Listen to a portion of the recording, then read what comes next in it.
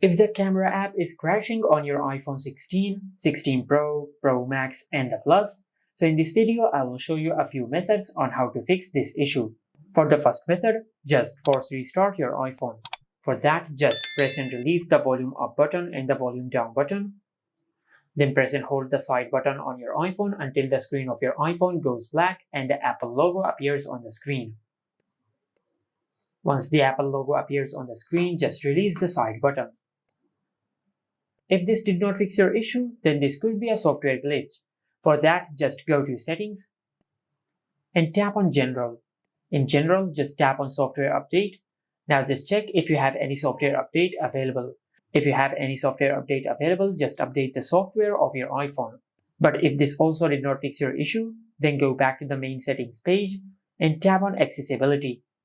From here, you will find the option of Camera Control. Just tap on it, then disable Camera Control from here. And by doing that, you will disable the Camera Control button on your iPhone. Sometimes some smartphone cases might interfere with the working of the camera button, which might cause this issue. Just disable the camera control button and check if this fixes your issue or not.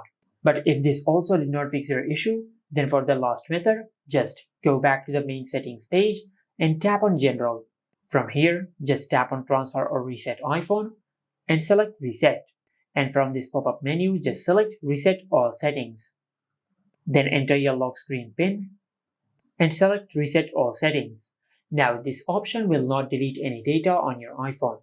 It will just reset all the settings of your iPhone in case if you have enabled a setting which might be causing this issue, and it will also reset all the camera settings to the default settings.